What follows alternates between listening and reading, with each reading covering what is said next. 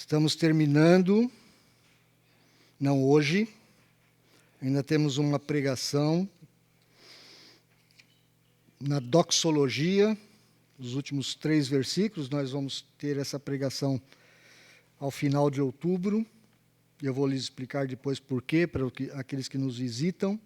Hoje nós vamos expor o texto que está em Romanos 16, de 21 a 24. Romanos 16, de 21 a 24.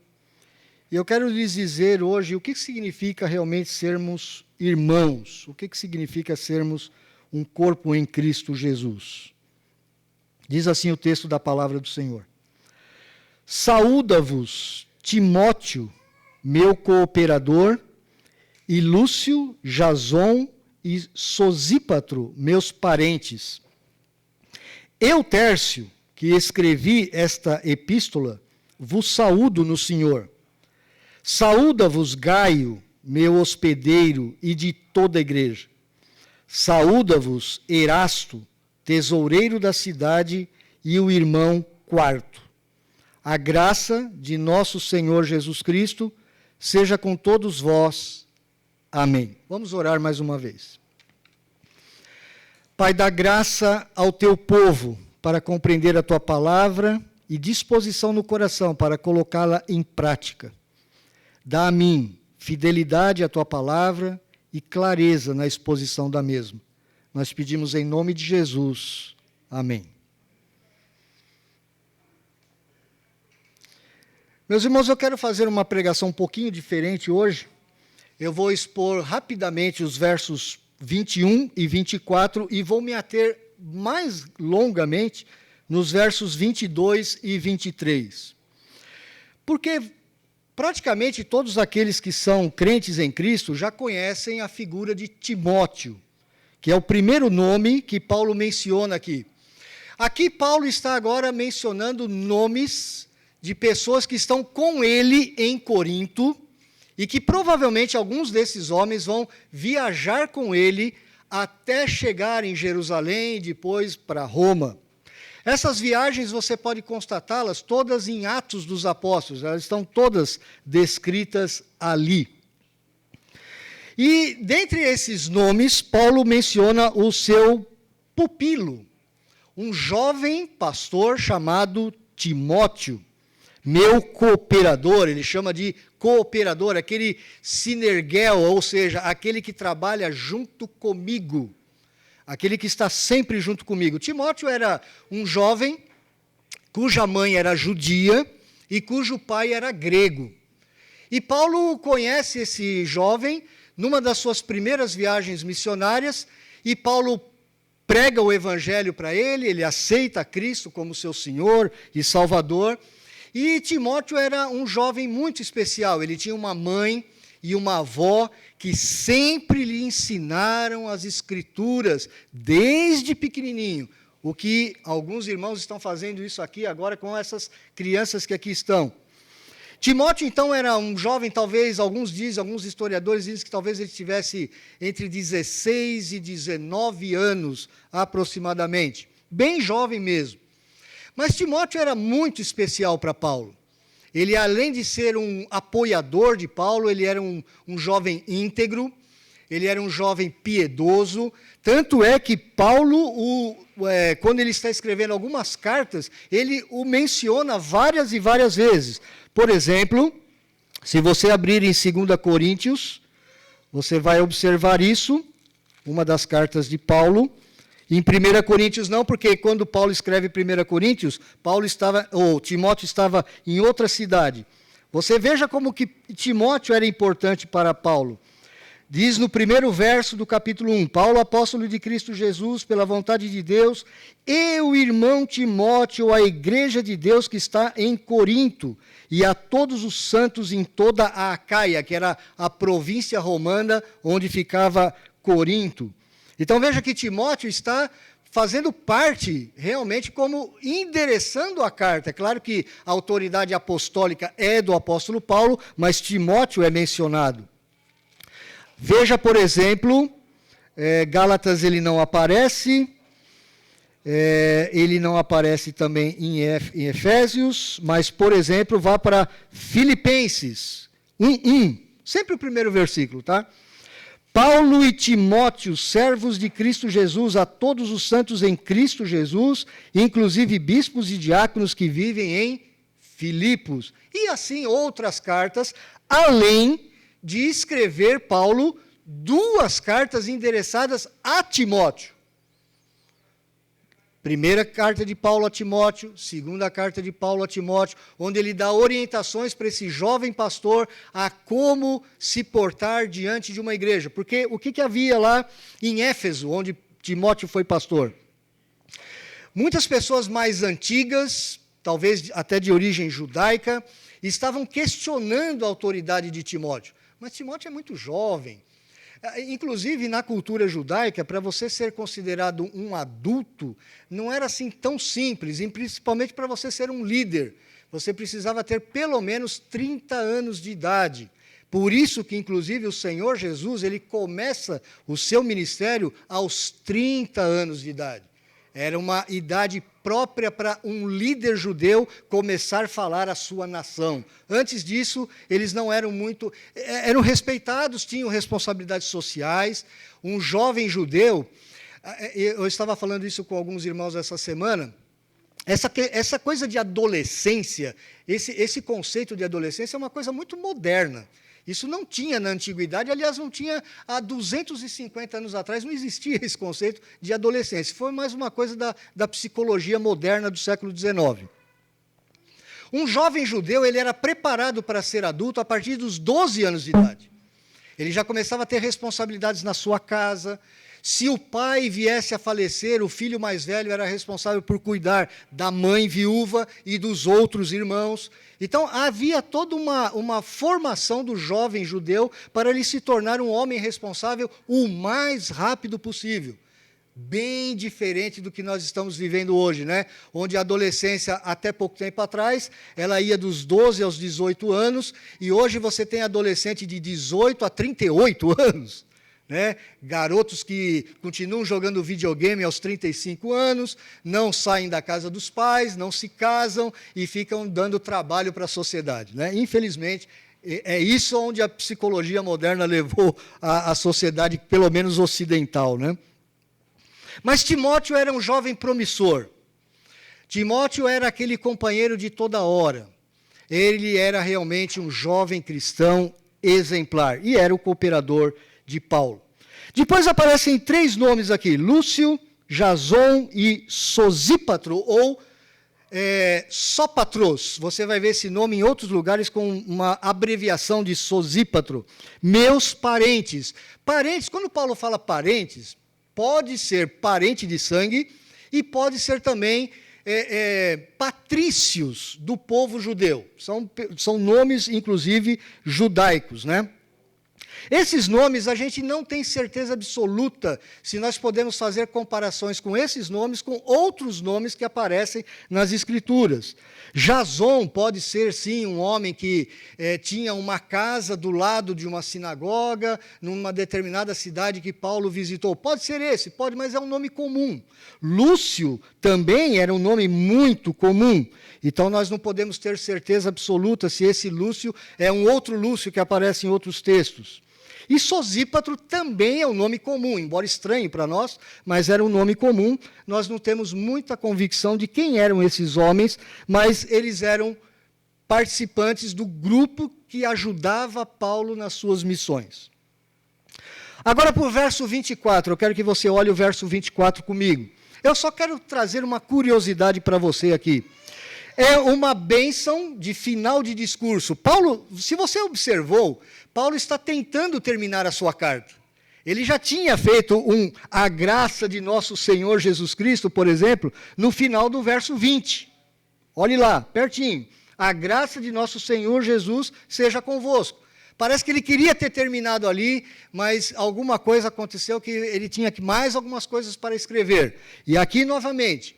Agora, o que eu quero destacar para você é, talvez na sua Bíblia, se você está com a Bíblia em papel, em livro, e eu sempre digo para você, eu sou um amante da tecnologia, não tenho problema nenhum com tecnologia, você pode usar a Bíblia no celular, no tablet, no computador, sem problema nenhum. Eu faço isso, eu uso assim, mas você perde algumas coisas quando você não tem a Bíblia em papel na sua mão. E uma delas é olhar tudo que está em volta do texto rapidamente, o que às vezes no eletrônico você perde. E uma outra coisa, eu não sei se no eletrônico você tem aí eu sempre confundo isso, parênteses, chave, colchete. Embora eu tenha feito engenharia, às vezes a gente esquece essas coisas. Chave. O seu texto está com chave aí? Uma chave no início, uma chave no final? Você já se perguntou por que existem alguns versículos na Bíblia que tem essa chave aí? Você já teve essa curiosidade de perguntar por que tem chave aqui? Meus irmãos, deixa eu lhes falar uma coisa. Se tem um documento na história da humanidade que é mais do que comprovado a sua veracidade, a sua autenticidade, a sua origem, está na sua mão agora. Não há um documento na história da humanidade que foi mais atacado, mais questionado do que as Escrituras. Principalmente o Novo Testamento. Agora veja, o Novo Testamento existem mais de 5.500 manuscritos do Novo Testamento. 5.500 manuscritos. Não tem nada parecido com isso em toda a história da humanidade. Nada, nada. Fora as traduções e as versões. Eu estou te falando só de manuscritos, 5.500. O texto que você tem em mãos, na verdade, ele é tão fidedigno, ele é tão meticuloso, a junção de todos esses manuscritos, que aqueles versículos que aparecem em muitos manuscritos, mas não aparecem em todos os manuscritos, os editores tiveram o cuidado de colocá-los em chaves. Por isso que esse versículo está com chave. Porque ele aparece em muitos manuscritos, mas talvez ele não apareça nos manuscritos mais importantes. Então, há uma discussão se realmente esse versículo fazia parte do texto original. Por isso ele consta ali. E ele está em chave para você, que é um estudioso da Escritura, se lembre. Esse texto aparece em muitos manuscritos, mas não em todos. Isso tira a credibilidade da Escritura, meu irmão? De forma alguma. Muito pelo contrário, isso testifica mais ainda, porque tudo que você lê que não tem chave, está atestado nesses 5.000 e poucos manuscritos, mais as versões e mais as traduções. Meu irmão, Satanás, põe isso na sua cabeça, de uma vez por todas. E eu falo isso porque eu estou há 41 anos estudando a Escritura e a formação do texto da Escritura. Satanás sempre teve o desejo de tirar a credibilidade das Escrituras. Satanás sempre quis tirar a palavra de Deus do coração do homem. Sempre quis. E muitos homens inteligentes, muitos filólogos, muitos antropólogos tentaram desacreditar as Escrituras, mas não conseguiram. O texto que você tem em mãos é o texto mais atestado da história da humanidade. E é interessante porque alguns professores de universidade hoje, eles tranquilamente, eles leem um texto de Platão, eles leem um texto de Aristóteles, eles leem um texto de qualquer filósofo grego antigo, de qualquer historiador antigo, e eles sabem que esses textos que eles têm em mãos são textos que às vezes têm 8 ou 9 cópias no máximo. E bem mais recentes, perto da nossa data, do que os textos do Novo Testamento. Os textos originais do Antigo, os textos originais não, porque original não tem mais nenhum. Os manuscritos mais antigos do Novo Testamento datam do 2º e 3º século da nossa era. Se você pegar qualquer outro texto antigo, nenhum deles tem uma data tão antiga próxima do seu original. Então, um professor de universidade, ele abre lá o texto de Aristóteles, Platão, e diz com todas as letras, Platão disse isso, Aristóteles disse isso, fulano de tal disse isso. Mas quando você abre a Bíblia, ele fala assim, não, isso aí foi escrito por homens. Isso aí foi falsificado. Balela, meu irmão. Porque essa foi a minha maior dúvida como estudante de engenharia. Eu queria saber se realmente aquilo que eu estava lendo, eu poderia confiar.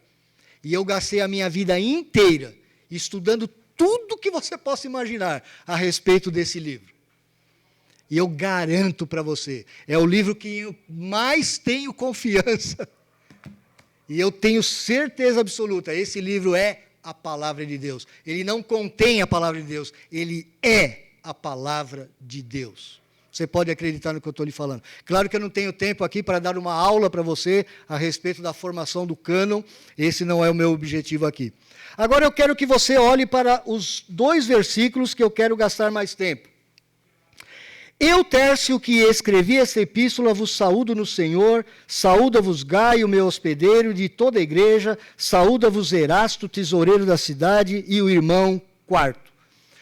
Alguns nomes aqui são estranhos, né? Tércio e Quarto. Como que alguém pode chamar Tércio e Quarto? E se você for ver o texto original grego, Tércio é Tertius e Quarto é Quartus. E não tem só esses, tem primos, segundos e quintus. Você já viu algum filme antigo que aparecia lá alguém que tinha o nome Quintus? Se você prestar atenção, você vai encontrar esse nome muito comumente. O sistema de escravidão romana, ele era mais ou menos assim. Vamos imaginar que eu fosse um nobre, eu fosse uma pessoa de posses. Eu precisava realmente ter muito dinheiro para ter 5 escravos.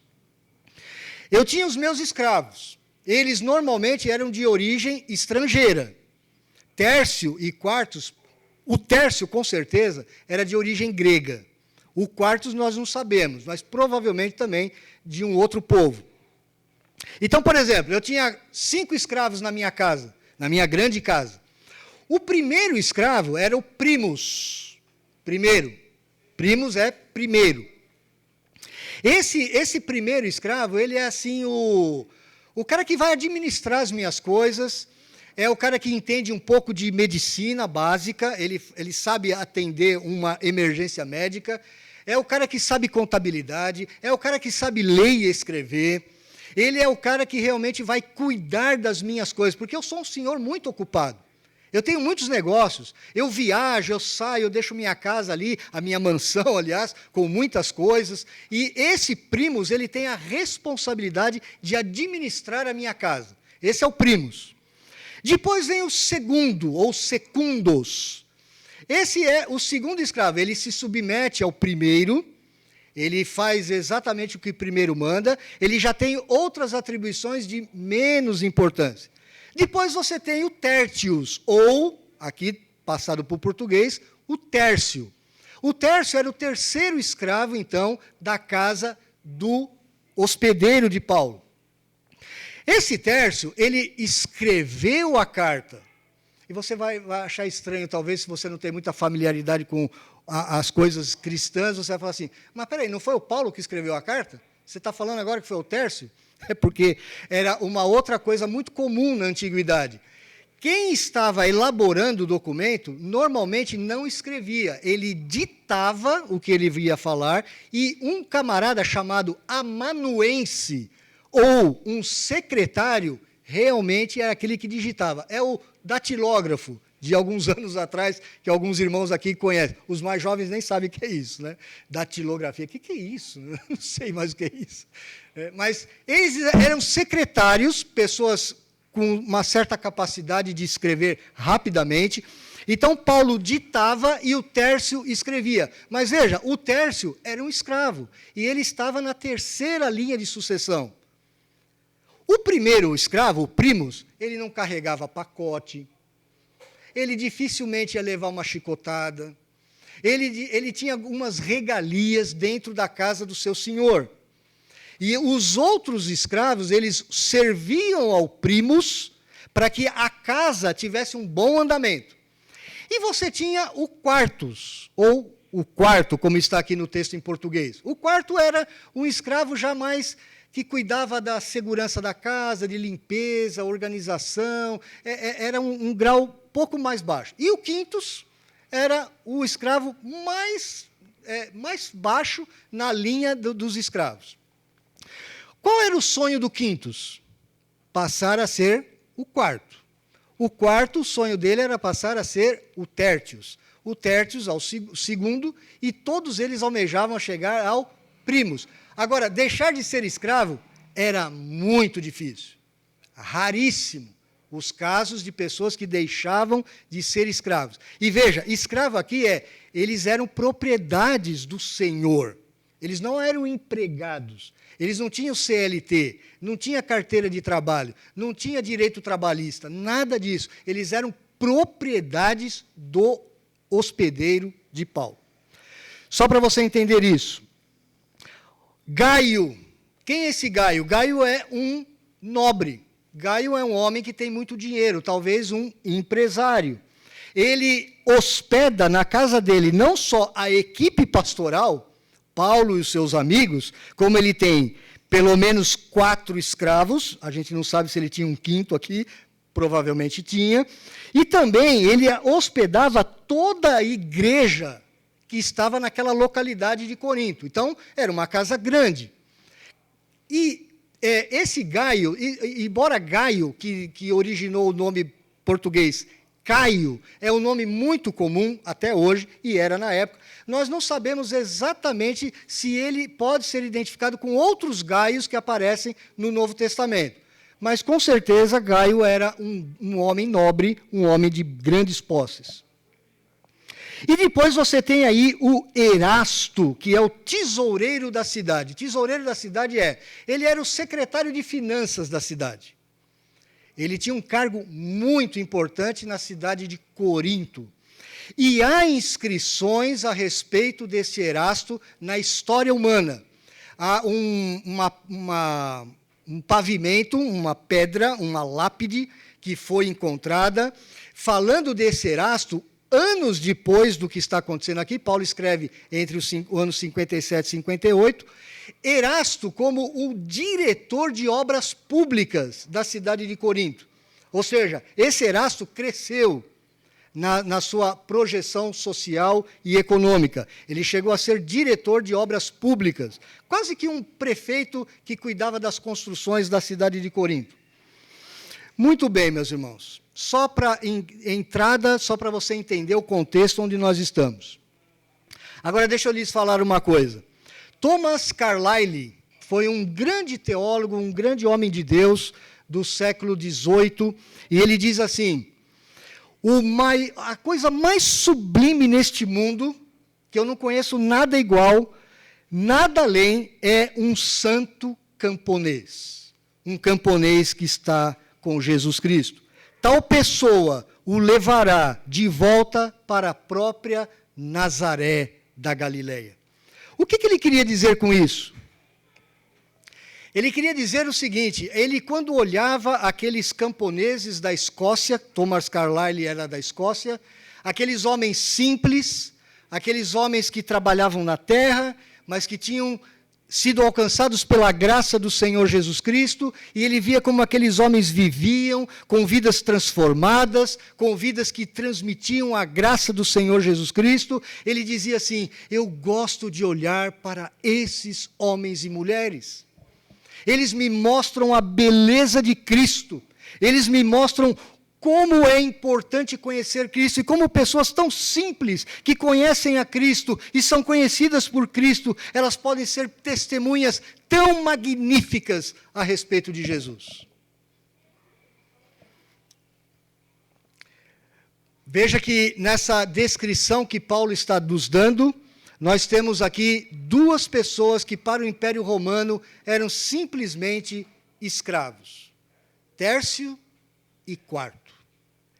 E o nome deles está nas Escrituras. E você está lendo o nome deles. E a palavra de Deus já chegou em muitos povos longínquos, povos simples. E talvez muitos desses povos nunca tenham ouvido falar no nome de um César romano, de um grande imperador romano, mas leem a respeito de Tércio e de Quarto. O Evangelho, meus irmãos, ele é capaz de reunir em 2 ou 3 versículos um colaborador de Paulo, uma pessoa que vivia para o Evangelho 24 horas por dia, tempo integral.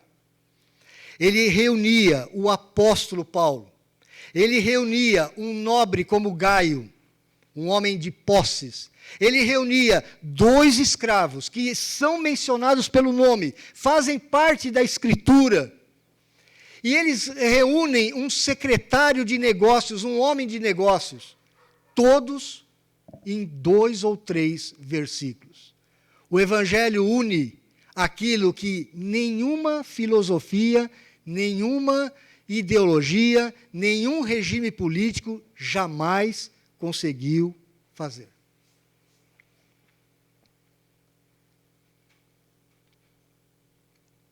Isso é extraordinário, meus irmãos. Isso é extraordinário. Paulo, então, estava sentado ali na sua casa em Corinto, na casa de Gaio. Ele estava hospedado ali. Provavelmente ele escrevia num pátio desse homem tão influente na grande cidade de Corinto. Corinto era uma das maiores cidades da antiguidade. E ele estava ali, então, naquela casa onde toda a igreja se reunia para o culto. E perto de Paulo, então, estava o Tércio, esse homem de origem grega. Agora veja o que está acontecendo aqui. O Império Romano dominou a Grécia. Antes do Império Romano, quem era o grande império da antiguidade, por volta do ano 350 a.C., era o Império Grego. E o Império Grego era um império orgulhoso de si. E por quê? Porque eles tinham a filosofia grega. Eles tinham a cultura grega. Eles tinham a língua grega. O grego era o inglês de hoje. E a cultura grega, ela invadiu o Império Romano. O Império Romano conquistou a Grécia, mas não abriu mão da cultura grega. Agora veja, você tem um homem que é grego, você tem um homem que olha para trás e diz, puxa vida, eu sou descendente de Platão, eu sou descendente de Sócrates, eu sou descendente de Aristóteles, o meu povo realmente tem uma cultura muito melhor do que os dos romanos. Os romanos, eles eram meio chucros. Eles tinham, sim, a poesia, eles tinham o direito romano, que inclusive influencia o nosso direito até os dias de hoje. Os romanos eram organizacionalmente fantásticos, eles eram militarmente poderosos, eles tinham realmente alguma força, mas eles não tinham aquele caldo cultural nobre dos gregos. Então, Tércio, ele é aquele grego que sabe ler, sabe escrever várias línguas, aquele homem que se orgulha, mas ele está dominado por um império romano. Ele está, inclusive, servindo a um romano. Ele está na casa de um romano. E ele está escrevendo essa carta, e no verso que diz o nome dele, diz que ele saúda os irmãos. Eu, Tércio, que escrevi esta epístola, vos saúdo no Senhor. Ele está saudando quem? Os irmãos que estão em Roma. Você está entendendo o que está acontecendo aqui? Um grego, orgulhoso da sua cultura, da sua língua, da sua tradição, dominado por um império político militar forte, ele é escravo de um homem chamado Gaio, e ele está escrevendo essa carta para o judeu Paulo, o fariseu Paulo. Ele está como amanuense, como secretário, e ele está querendo elevar uma saudação para os irmãos que estão em Roma, romanos, na capital do império. Quem que pode fazer isso não ser o Evangelho de Jesus Cristo, meu irmão?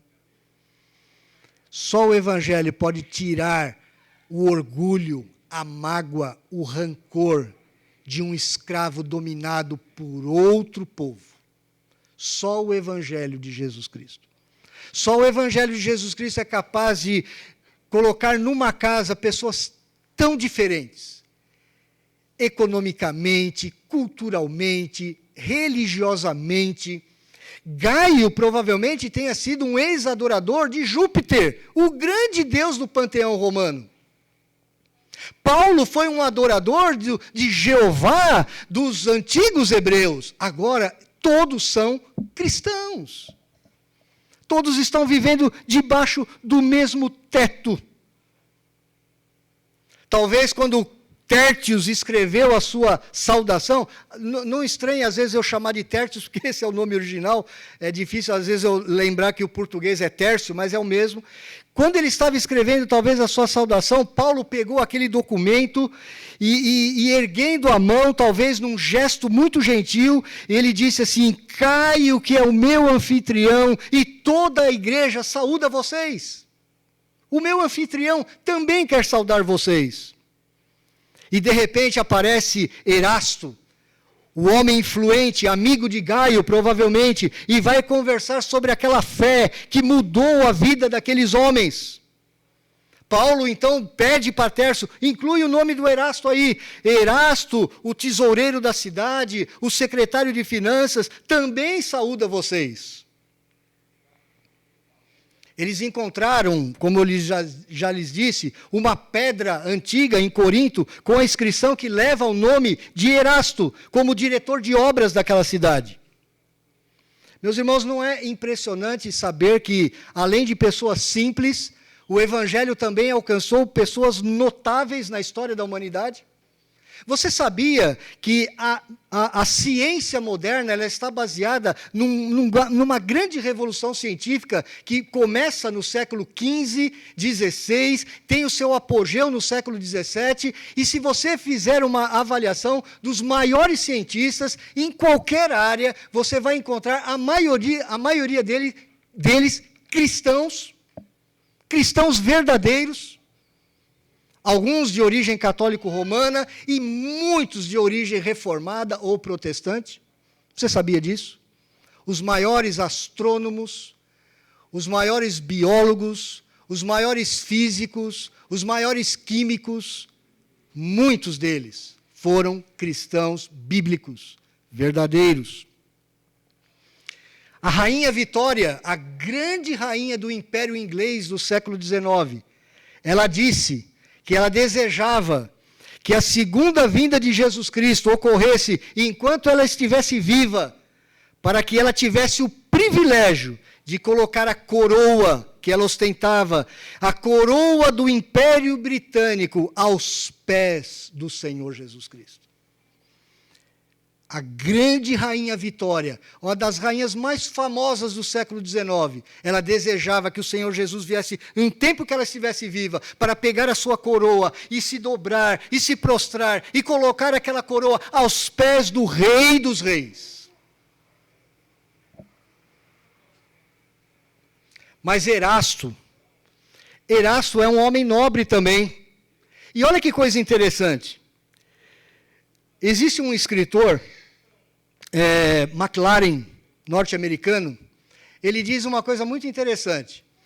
Os crentes que eram escravos nos Estados Unidos, no período mais difícil daquela nação, eles liam as Escrituras, muitos haviam se convertido ao cristianismo, e quando eles chegavam nesses textos, eles falavam assim: bom, eu não vou querer colocar o nome do meu filho nem de Tércio e nem de Quarto, porque eu já sofro a escravidão. E o que eles faziam? Colocavam o nome dos filhos de Rastos. Se vocês verem na história norte-americana, você vai ver muitos de origem africana, de origem da escravidão, com o nome Rastos, em homenagem a Erastus. Que coisa extraordinária! Que coisa extraordinária! Enquanto Paulo enviava essas saudações do seu anfitrião Gaio, do oficial da cidade, Erastus, Lá foi um gesto tímido de um dos escravos que estava por perto. Cumprimente-os por mim, disse o menino quarto. O jovem, talvez. O quarto talvez fosse aquele escravo que ficava nos cantinhos. Observe os filmes antigos. Quando você vê um filme antigo, meu irmão, eu gosto muito de filme antigo, filme de época. Observe os detalhes. Você vai aprender muita coisa. E outro dia eu estava vendo um filme desse, de época, eu e Beth, a Beth talvez não tenha percebido isso, e eu vi um dos escravos de uma casa grande, de um senhor ali, ele ficava assim, bem no cantinho, assim, em pé, assim, quietinho. Ele ficava esperando ser chamado para fazer alguma coisa. Ele não se intrometia na conversa dos senhores da casa. E, de repente, esse quarto, ele aparece assim, olha, eu também quero saudar os irmãos lá de Roma. E Paulo o incluiu na mesma frase. E é interessante que na sua Bíblia em português não aparece assim, mas no grego o verbo vem primeiro, em primeiro lugar. Então, na verdade, esse texto que você tem em mãos, ele está assim no grego. Saúda-os, Erasto, o tesoureiro da cidade, e Quartus, o irmão. O irmão. Meus irmãos, tudo isso é maravilhoso aos olhos do homem moderno. O que você tem aqui?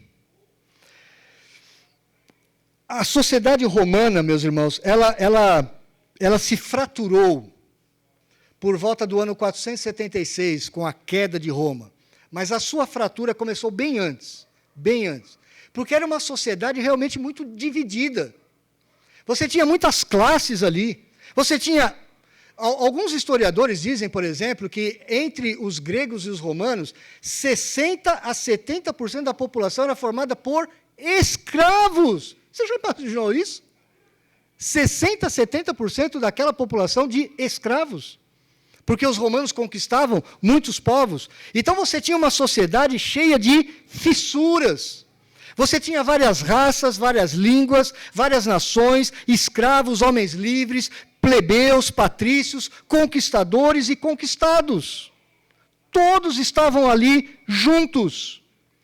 Só o Evangelho de Cristo, chegando silenciosamente, ele vai lançando as suas palmas de amor, os seus ensinos de amor cristão, e ele prorroga a queda de Roma. Roma era para ter caído muito tempo antes.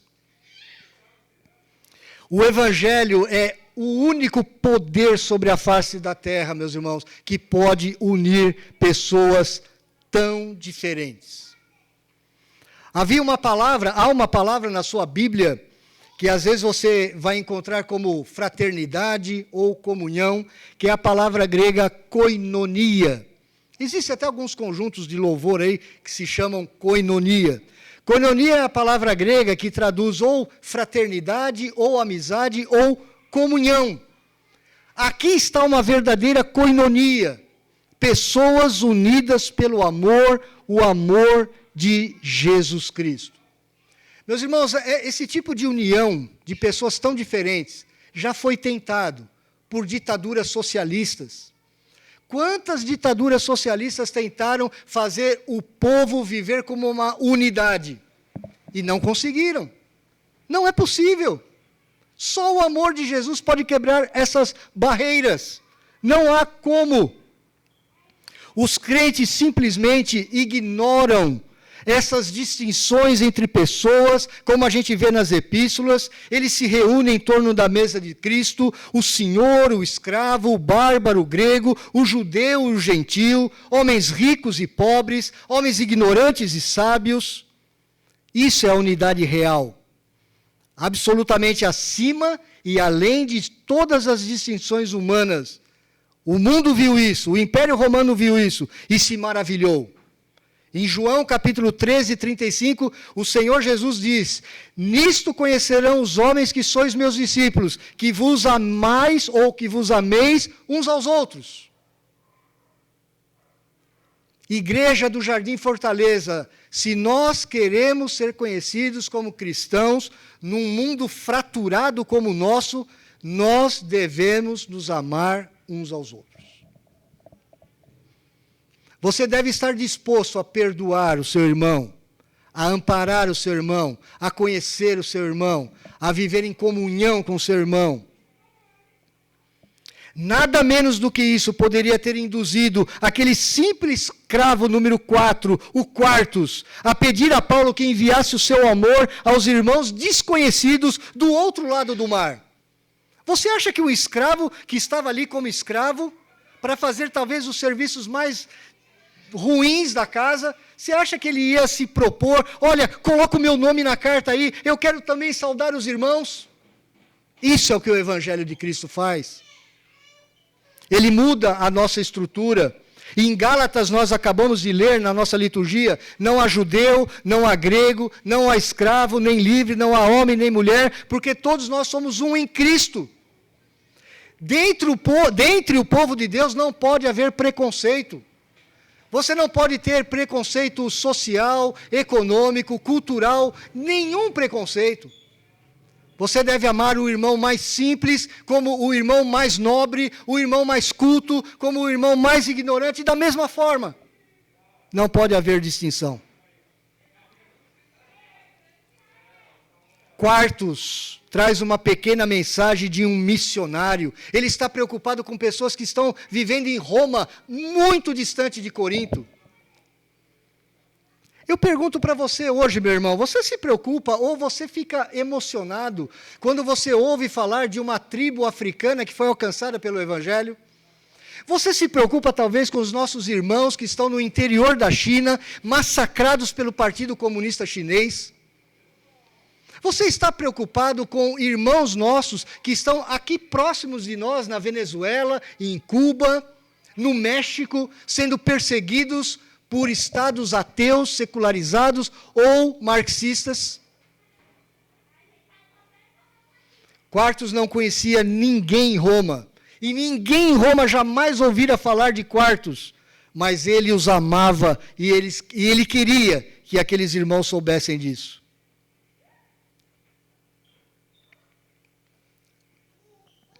Nomes de todos os tipos, nesses poucos versículos. Ricos e pobres, sábios e ignorantes, unidos no amor de Jesus Cristo. Isso não é único nesse texto. Você, por exemplo, quando Paulo ele está viajando para Jerusalém, você pode ver isso em Atos capítulo 21, ele precisa se hospedar em Jerusalém, e antes ele passa na cidade de Antioquia, e lá um homem, um discípulo chamado Minasson, de Chipre, um cipriota, um velho discípulo, ele tem uma casa em Jerusalém e tem uma casa em Antioquia. Ele é um tipo de um cacheiro viajante, ele é um homem de negócios, ele é um homem que tem casa em vários lugares. Ele também apoia Paulo e a sua equipe missionária. E sabe como que ele é chamado ali no texto bíblico, em Atos 21? O discípulo, um velho discípulo. O cristianismo, meu irmão, é a única força, o único poder que pode unir pessoas tão diferentes, sem se preocupar em dar títulos, em dar nomes. Todos são ou um discípulo ou um irmão. Muitos dos nossos irmãos estão sofrendo perseguição em lugares deste mundo que nós nem conhecemos o nome. Um autor que eu estava lendo, Greg Banhouse, ele escreve o seguinte. Ele escreveu isso em 1964, eu tinha 1 ano de idade. Ele diz assim: lembro-me de um muçulmano que foi maravilhosamente salvo na França. Isso em 64. Ele cresceu espiritualmente. Chegou o momento em que era absolutamente necessário que ele voltasse para casa. O seu passaporte estava prestes a expirar, e ele não conseguia renová-lo, ou ele não conseguiu renová-lo. Ele se despediu de nós, os seus amigos, com uma ênfase constante de que ele nos veria no céu. Ele falou em tais termos de martírio antecipado, que o questionamos, nós perguntamos, como que é isso? Ele respondeu que não havia nenhuma dúvida em sua mente que ele seria morto quando voltasse para casa.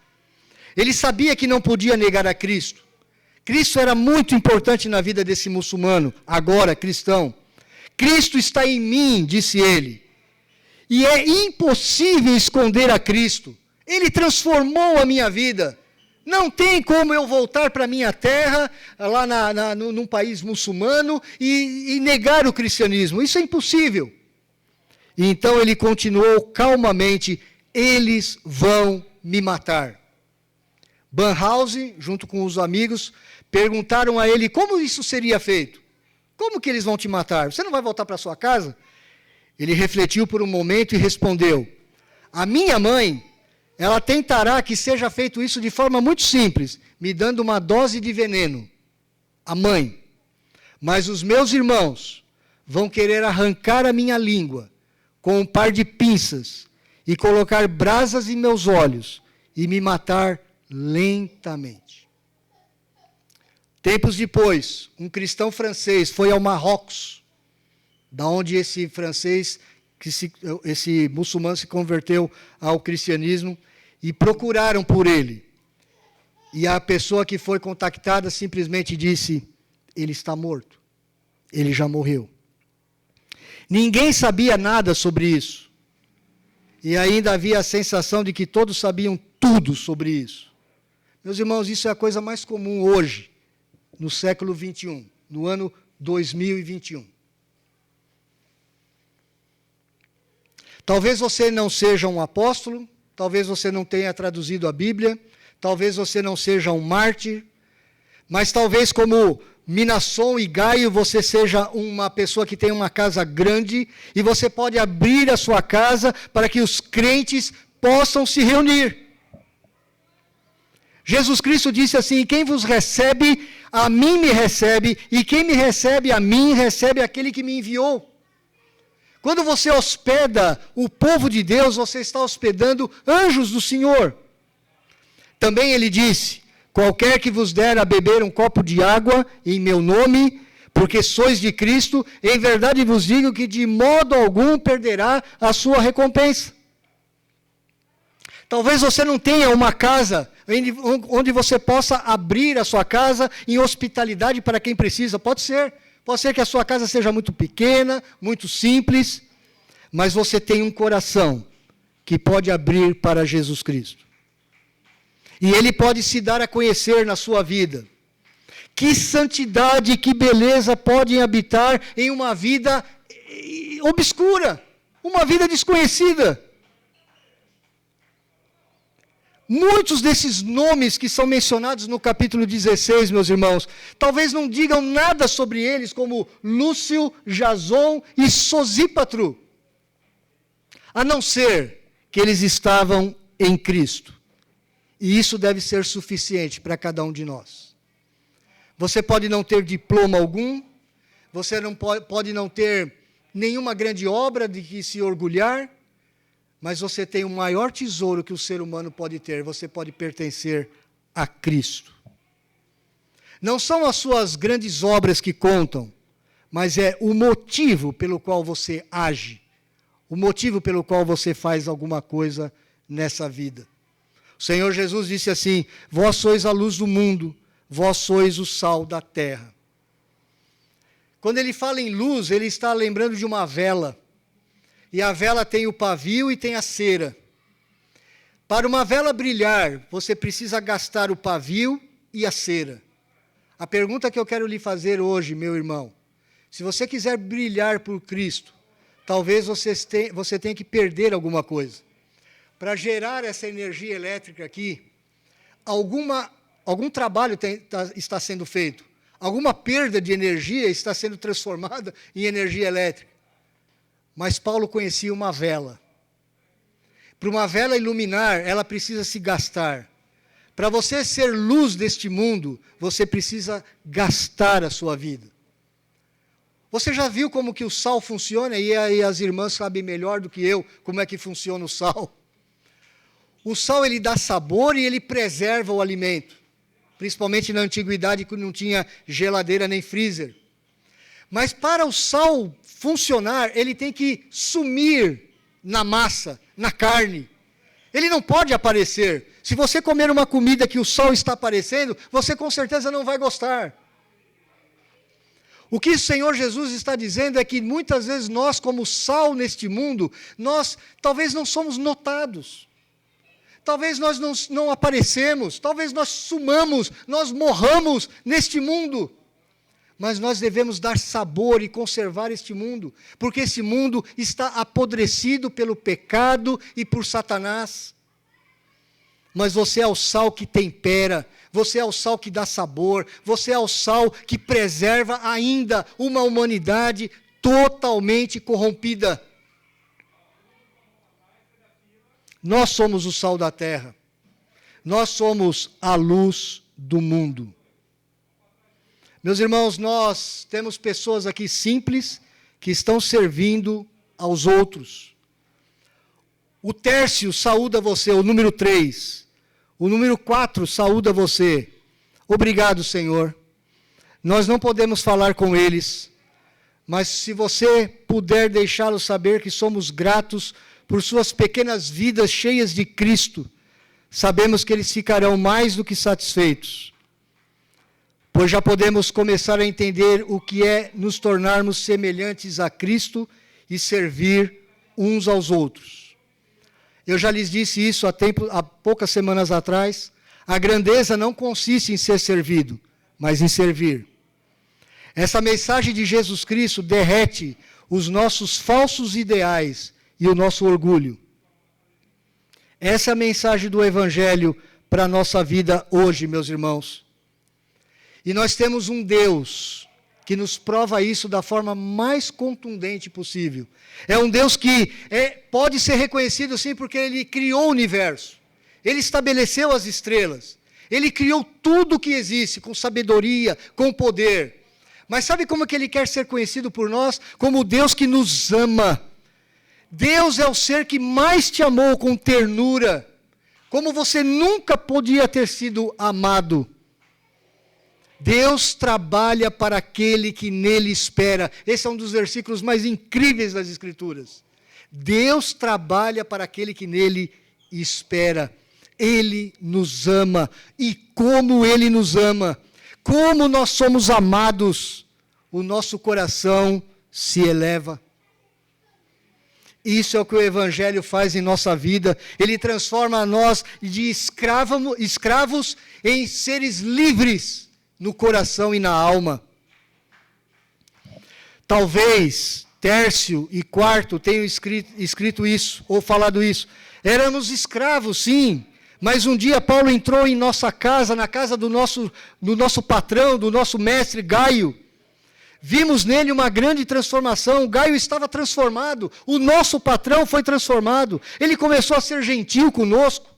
Logo, ele fez com que Paulo nos falasse sobre Cristo. Por 2 anos, Paulo morou em Corinto, e ele costumava vir à nossa casa, e nós participávamos da mesa do Senhor, nós comíamos pão e vinho juntos. Isso era inconcebível na Roma Antiga. E nós participávamos da ceia, e isso realmente deu trabalho para nós, porque nós tínhamos que preparar o alimento, o vinho, e eles partiram o pão, e nós começamos a comer do mesmo pão que o nosso Senhor. Eles encheram um cálice com vinho, e o nosso mestre deu um gole, ele sorriu e nos entregou a mesma taça.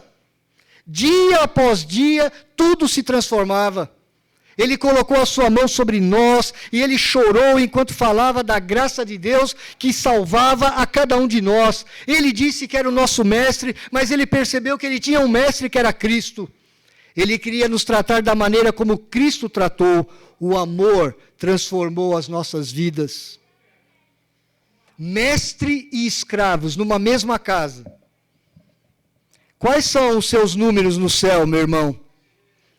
Cristo disse que qualquer pessoa que fizesse a vontade do seu Pai era seu irmão, sua irmã e sua mãe. Nós estamos dispostos a realmente sermos chamados de primos nos céus, o primeiro escravo. A Bíblia diz também que enquanto muitos que são primeiros serão os últimos, muitos que são últimos serão os primeiros. Meus irmãos, o Evangelho, ele nos dá uma verdadeira grandeza do que é importante na vida. E o Evangelho nos mostra que muitas vezes títulos, diplomas, riquezas, bens e tantas outras coisas que nos distinguem, elas não são nada perto do Senhor Jesus Cristo. Eu não sei como você se sente hoje aqui, eu não leio o seu coração. Talvez alguns de vocês estejam se sentindo diminuídos, pequenos demais, sem importância nenhuma. Mas você ainda não é um escravo no Império Romano. E o Senhor Jesus pode usar a sua vida de forma maravilhosa, como um grande testemunho do Evangelho. Alguns de vocês podem ter um coração orgulhoso, vaidoso, achando que talvez a sua tradição de família seja a coisa mais importante que você tem na vida. Talvez os seus bens, a sua aposentadoria, talvez a sua casa, talvez o seu iate, talvez os seus carros, talvez a sua história de vida, talvez a sua cultura. Então você se orgulhe muito disso. Quando o Senhor Jesus voltar, nada disso terá valor. Nada. Tudo isso será lixo. O próprio apóstolo Paulo dizia isso. Paulo falava várias línguas. Ele podia ser um juiz do Supremo Tribunal Federal de Israel. Ele era um homem eloquente. Ele era um homem que conhecia todas as culturas ao seu redor. E ele disse um dia: tudo isso eu considero como perda para ganhar a Cristo. Tudo isso é esterco para eu ter Cristo. Cristo Jesus é aquele que pode transformar a nossa vida completamente. Eu te pergunto, meu irmão, você já havia pensado, talvez você tenha lido essa passagem diversas vezes. Você já tinha pensado em tudo isso, nesses 3 ou 4 versículos? Você entende que a Escritura é um poço de riqueza incalculável? Eu digo para você, eu estou há 40 anos estudando essa Escritura. E a cada dia eu fico mais encantado com ela. Eu fico mais impactado. O Evangelho está nas entrelinhas, até mesmo numa saudação final de uma carta. Deus nos abençoe, meus irmãos. Deus nos ajude.